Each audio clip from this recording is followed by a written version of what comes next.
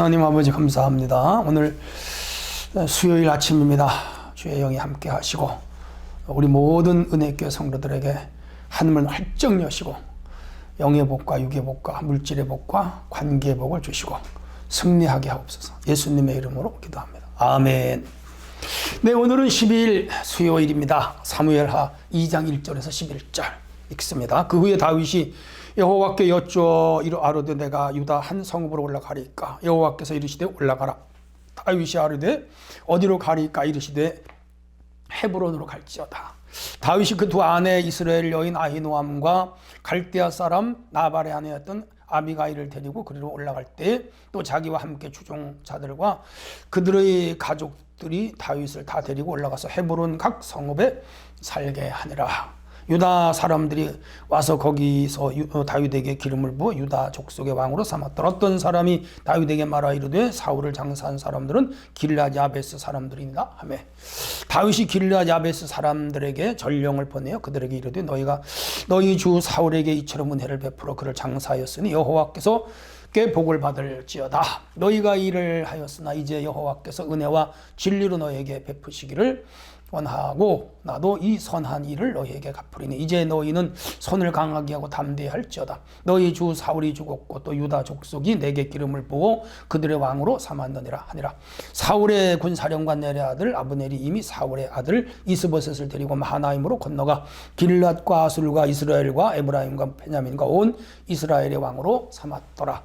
사울의 아들 이스보셋이 이스라엘 왕이 될 때에 나이가 42세이며 2해 동안 왕위에 있으니라. 유다 족속은 다윗을 따르니 다윗이 헤브론에서 유다 족속의 왕이 된 날수는 7년 6개월이더라. 아멘. 네, 여러분 평안하시죠? 어제는 바람도 불고 비도 왔어요. 자, 오늘도 또 좋은 하루 되시기를 바랍니다. 큰 주제는 사울의 사람들을 품는 다윗의 리더십. 자, 이제 사울이 죽었다는 것도 이제 여러분 들으셨죠? 그리고 이제 시글락에 다윗이 이제 머물고 있었는데 이제 사울이 죽었으니까 고국으로 돌아가야죠.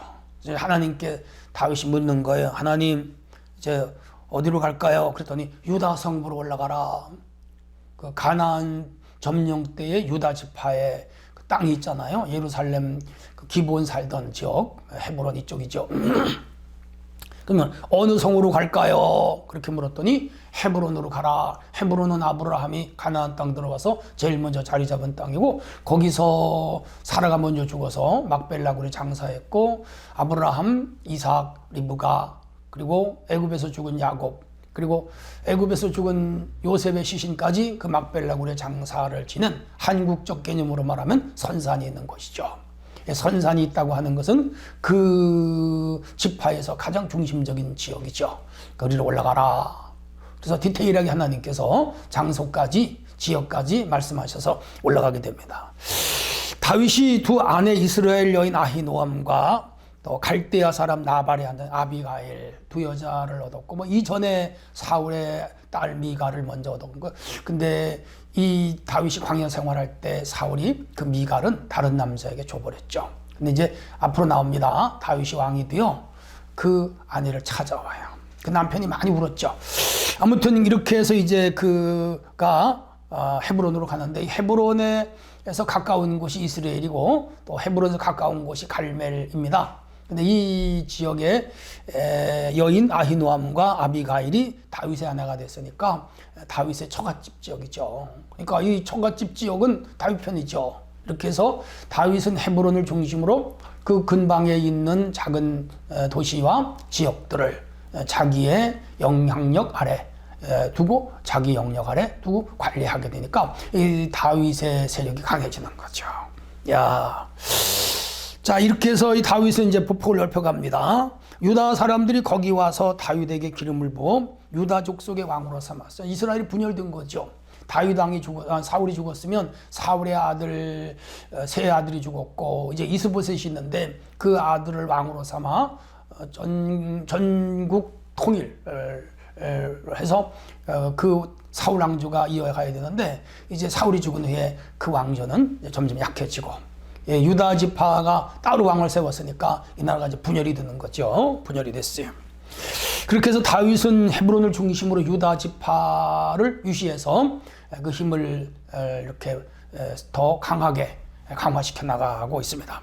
한편 다윗이 헤브론에 왔는데 어떤 사람들이 말하기를 그 사울의 시신이 그 벳산 성벽에 박혔었는데 이 야베스 사람들이 사울에게 은혜를 입었기 때문에 그 시신을 가져다가 불에 태워 가루를 만들어 에셀나무 아래 묻었다. 그래서 그 사울과 그 가족의 시신을 거둔 사람들이 야베스 사람이라는 말을 듣고 그 사람들에게 복을 받으라고.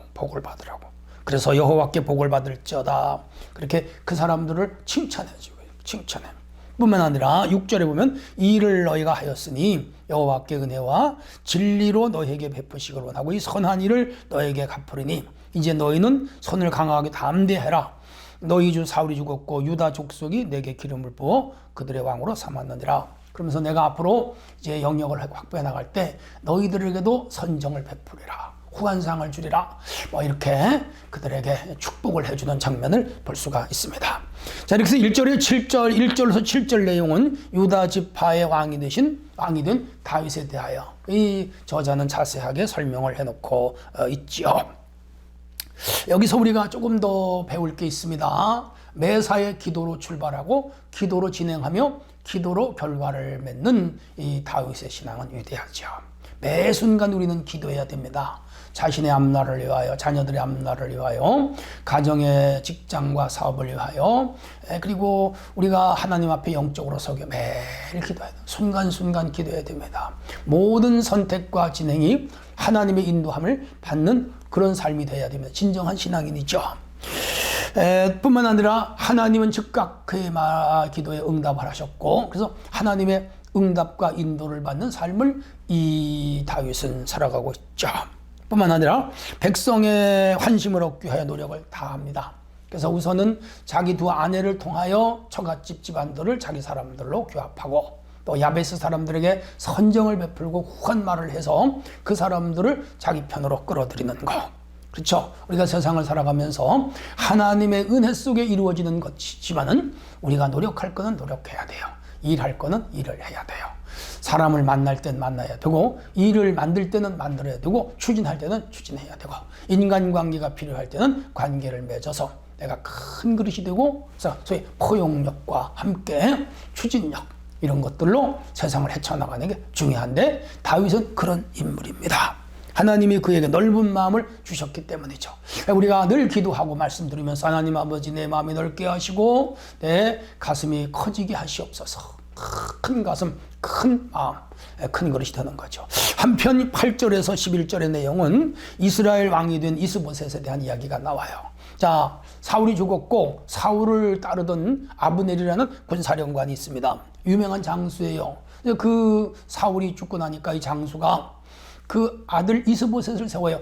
다 사울의 네 번째 아들인데 이 사람은 왕이 될 만한 그릇은 안 돼요. 마음이 좁고 리더십이 없고 한 국가를 통솔할 만한 통수권자의 능력은 없는 사람. 그래서 이 아브넬이 이스보셋을 마하나임으로 데려가서 기름 부어 왕으로 삼고 베냐민 지파를 유시하여 일부 족속들을 이제 거느리는 왕이 됐습니다. 그런데 아브넬이 사실은 뒷정치를 다 하고 이 이스보셋은 이를테면 바지사장이죠. 허수아비죠. 그렇게 세워놓고 모든 일을 자기가 처리해가는 그런 사람이죠. 그런데 그렇게 되면 이 나라가 약해질 수밖에 없죠. 아무리 유능해도 장수가 나라를 다스려는 안 되죠. 왕이 다스려죠. 그러니까 이 이스보셋과 다윗을 비교하면 대학생과 유치원 수준으로 갈까요? 이렇게 해서 이스보셋이 한 2년 동안 나라를 다스리는데 나라는 점점 쪼그라들고 마지막에 이 아브넬이 다윗에게로 망명을 와요.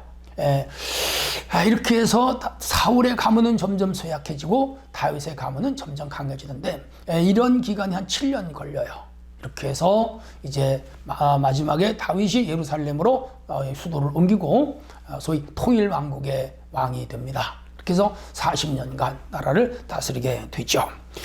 11절에 보면 헤브론에서 유다 족속이 된 다윗은 7년 6개월 동안 여기서 나라를 다스려서 유다 지파를 중심으로 확장시켜 나가는데 하나님께서 이 14여 년 동안 훈련을 되게 강하게 시키시고 여기서 7년을 또 훈련시키고, 그러니까 다윗은 한 20년간 철저하게 훈련을 받고 큰 왕이 됐다면 우리 인생에도 어떤 전문가가 되거나 달인이 되거나 어떠한 중요한 위치에 서려면 적어도 20년 정도는 훈련을 받아야 된다. 그렇게 볼 수가 있죠. 자, 교훈이 있습니다. 아브넬이 개인적인 욕망에 이스보셋을 세우고 수렴청정을 하는데 국가보다는 개인적인 야욕에 앞섰어요. 공인이 공적인 일에 힘써야지 개인 사적인 야욕을 가지고 공적인 자리를 이용할 때 그건 오래 못 가죠. 무너지는 건 시간 문제이죠. 다윗은 7년 6개월 실력과 통치력을 갈고 닦아서 한 국가를 통치할 만한 능력자가 됐죠. 우리는 하나님께 더 크게 쓰임받기 위하여 때로는 훈련도 잘 받아야 되고 인내의 시간도 필요하고 연단의 과정도 필요하죠. 어떤 상황에서도 하나님께 감사합니다, 감사합니다 하면서 그 과정을 통과하는 것은 중요하지요.